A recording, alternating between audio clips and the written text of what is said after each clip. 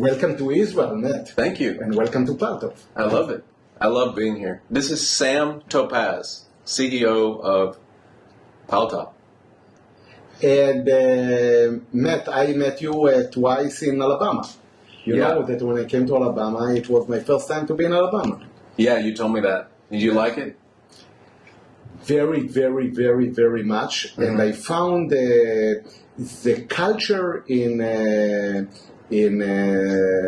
much more similar to the culture in Israel than in other places in the United States. I want to make a point to the listening audience that Paltop is family owned, like Oral Arts. Yes. It's different than other companies. Some companies. Than some companies. I mean, I met your son today. Your age. And his wife, all working here. They're working here. Very important for them.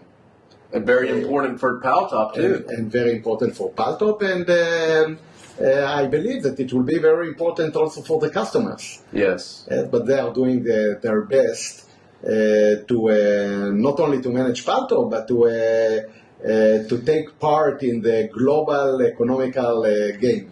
So I want to tell the story of the nimbleness of Paltop. So you came to Alabama, and we were looking at some components. Yes. And I said, oh, let's try, what do you think of this? Try this. You said, okay, we can make a change for you and send it back. In 3 weeks, I'll have it for you. So instead, I flew here, and I walked into the room next door, the engineer. Here it is. Completely different part. Because look, Matt, it became to be clear that our target as suppliers in the dental field to be able to bring to the dentist the best solutions. Now, what's necessary in order to give the best solution to the dentist? To cooperate together. There are a lot of data, experience, know-how that you in oral arts you are learning for more than 5 decades. Now we are coming from the technological field. We have good engineering skills. A lot of abilities that were developed in decades of production and manufacturing. But when we cooperate together, our ability to come to the dentist with better products are much higher than if we'll do it alone. Right. And very, very important for me to say that first time when I came to Alabama, I came to make a meeting with a big laboratory in the United States. But what happened, something completely different than I planned. I met some people, with them I found, and I find until today, that we have the same agenda. I'd like you to talk a little bit about Hamlet and the history of Sam Topaz, how you got to dental implants. Okay, so one, it was a great idea, and your idea, in this case, to come to Israel. I had to. You told me all the time, Sam, I like you, I like the products, I like the catalogs, but if I'm not coming here, and if I'm not checking by myself everything, and the product, the facility, the way or you manufacture, if I will not be able to meet the people that are involved in management of Paltop, we are going to do nothing. Yes, I need to come. I want you to exactly what I said. Okay, now it was a great challenge for me. Why? Because so I asked you, for how long you intend to come to Israel? You told me 3 days. But 3 days, I want to see everything. I want to understand more your history. I want to understand what you are doing in the present. I want to understand what are the plans of a Paltop company in the future. I want to understand Israel. I want to understand the level of cooperation between American companies and Israeli companies. So I was thinking for myself, how we are doing it in 3 days. No sleep. No sleep. And I told you. And I didn't. I told you that I know that you, for many years, you were dealing with sport, and we are going to run from the morning until the evening, from early in the morning until midnight. That's it. Yes. So you came on Saturday midnight, and early in the morning, the first day, we made a small tour in Hamlet. Hamlet, a family-owned company. I joined Hamlet in 1976 after the army. It was a small workshop that my father established when he came to Israel after the Second World War. And me and my brother, we were second generation in the company, like you and your sister. And brother. And brother. And brother? Yes. Ah, excellent. And a company became to be public at 1994.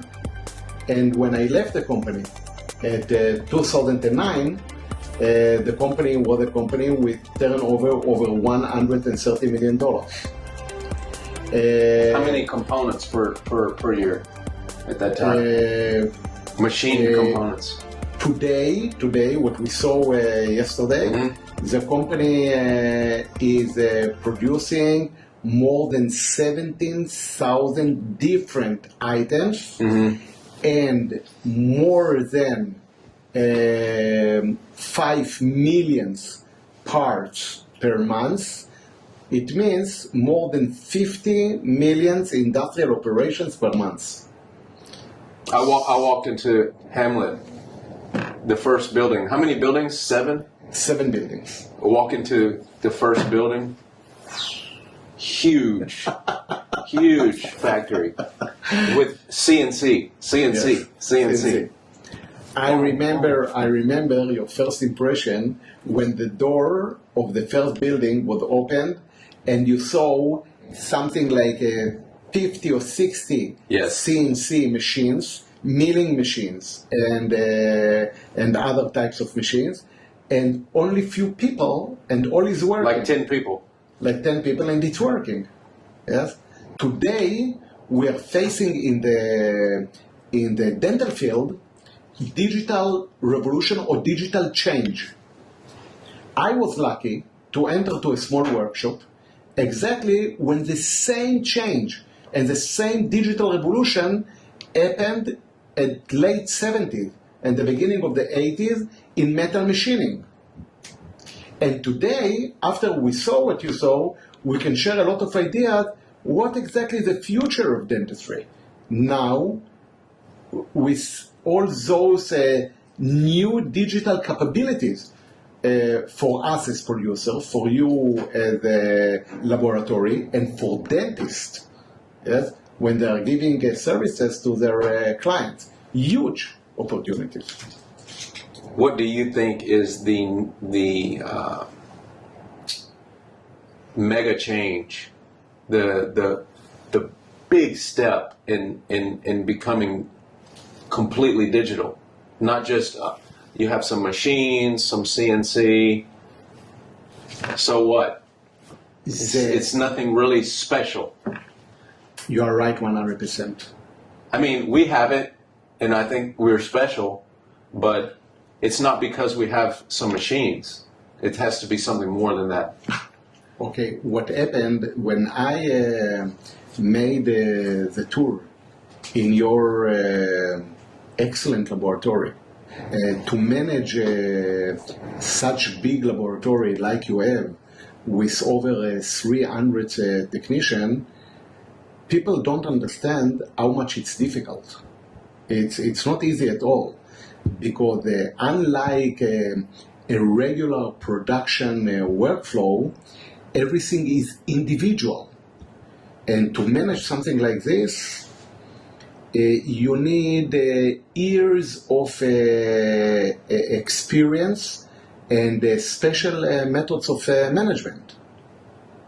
Anyway, when we made the tour in the laboratory, a lot of, I can say even maybe the majority of the operation, it was a digital workflow. From the stone models to the final product, everything in your laboratory, everything was digital already. Like you made already the change. This is a rhythm. As much as we can. Yes, and you did very well. Thank you. But, so where is the mega change? Right. The mega change that everything that you did in your laboratory, you made internally. Right. You made inside your house.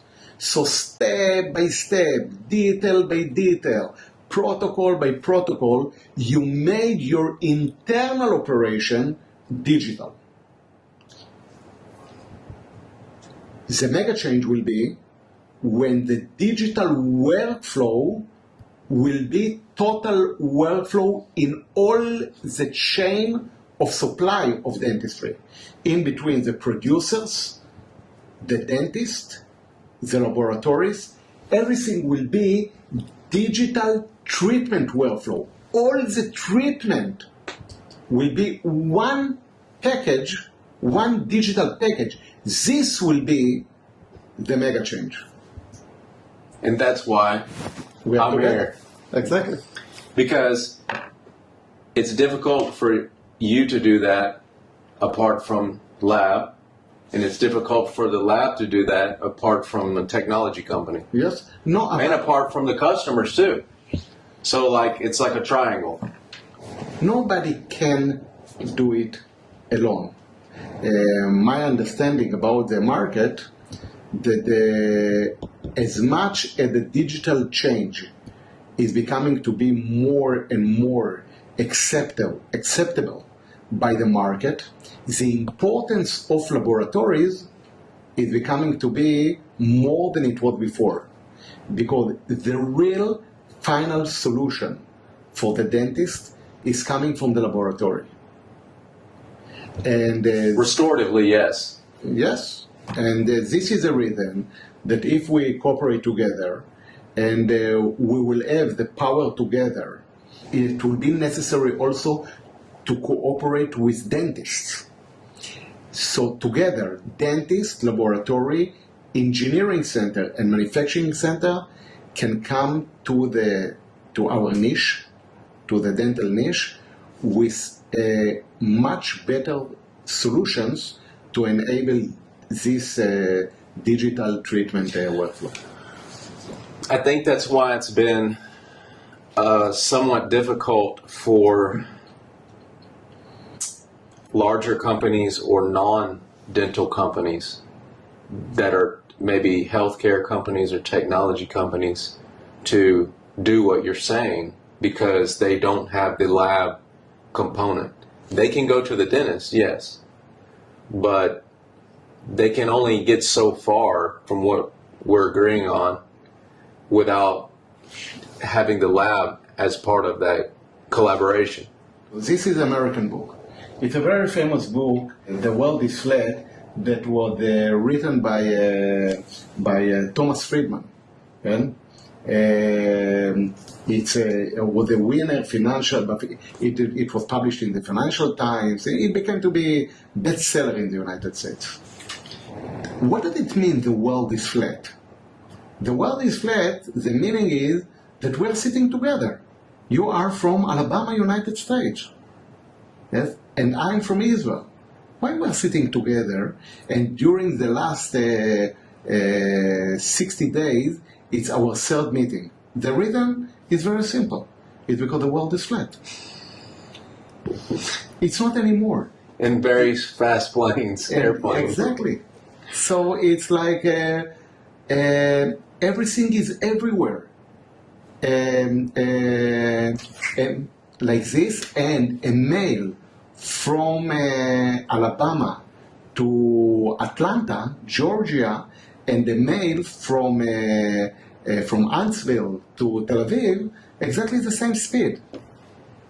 Okay, so when we're speaking about speed, so this is exactly why this book became to be a bestseller, because we are living in a different world that our parents were before. They were in a round world, and we are in a flat world. So there is one chapter in this famous book, how companies cope. So what will be the new rules of successful companies in the future, in this crazy flat world? Rule number 5. Please, your English is better than me. Read it. Rule number 5. The best companies are the best collaborators.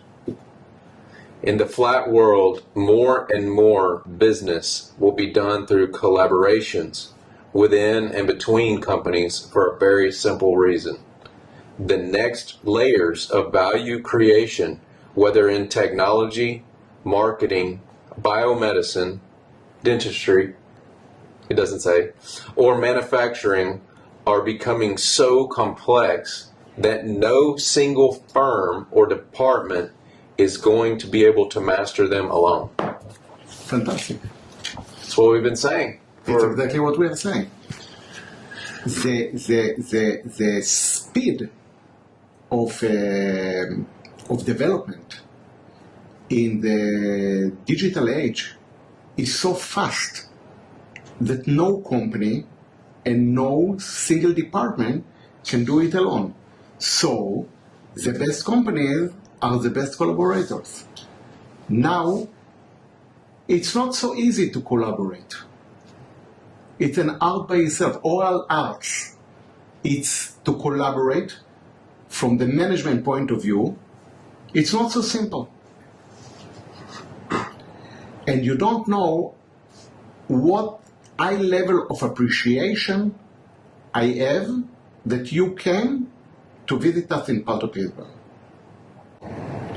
You came just to be sure that you can protect your clients, and to be sure by yourself that if you will supply them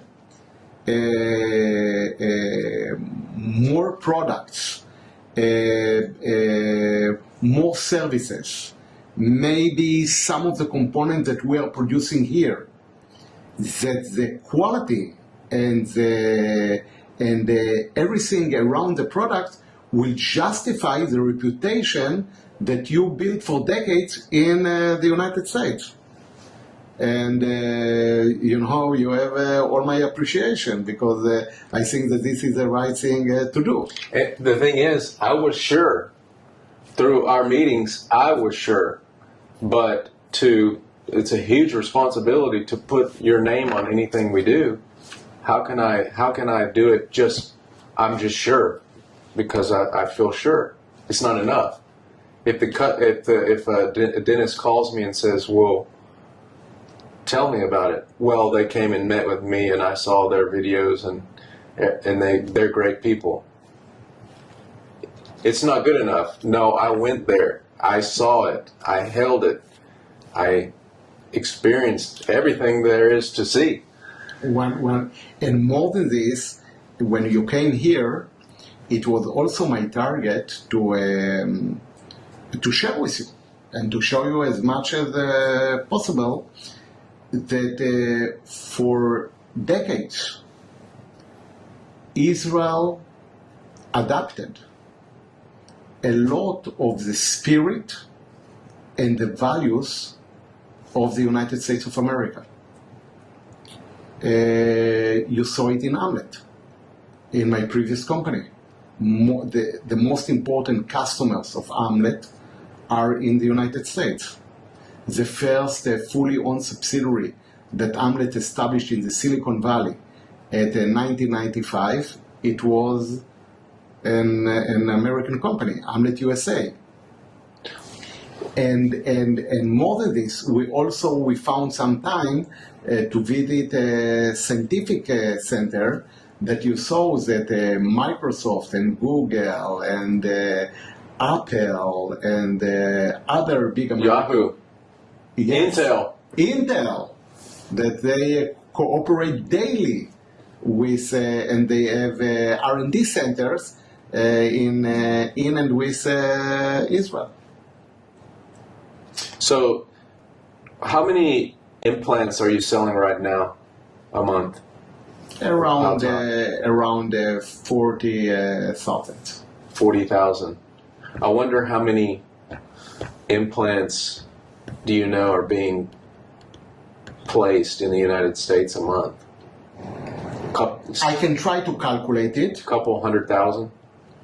I can tell you one that since 2013, the American market became to be the biggest market in implantology in the world. Before, the European market was bigger than the American market. Until 2013, yes. Europe was bigger in Yes, implants. Yes, but then the level of growth in United States became to be much higher than in Europe. I can tell you one more thing, that the dollar volume of implants and everything around the implants, like the Surgical abutments kits, and some CAD/CAM components and augmentation material, is over $2 billion per year only in the United States of America. When I began to check some numbers about the market, and so dentistry in the world is a field of almost $130 billion per year. 130 billions. Now, almost 95 or $100 billion, the services of the dentists. Just then, the laboratories, something in between 15 to $20 billion. And the rest is equipment and components and... Worldwide. Worldwide. The growth, the volume of laboratories is the highest today in the world. More labs than there ever been? Not more labs. The opposite of it. Less labs and more labs units? But more revenue. Because the labs, but because of the very, very tough competition in the digital age, so according to what we investigated, the number of labs in United States was just 7 years ago, around 15,000. Right. Today it's less than half, 7,000. But the volume of sales is higher. And the price is lower. And the price is lower. Exactly. Per unit than it was 7 years ago. But I think that today in the lab, especially in the big labs, you are giving much more services than before.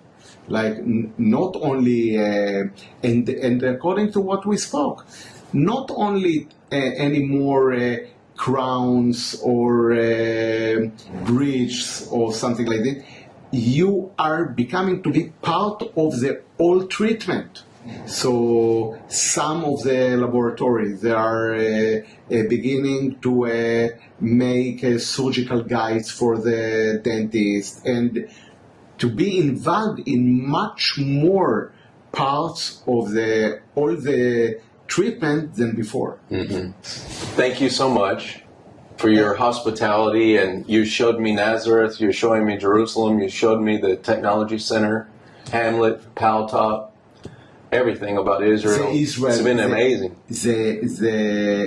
Tomorrow we have a visit with in Israeli Air Force Base. Helicopters, jets. American helicopters that today are Israeli helicopters, but that were made in the United States.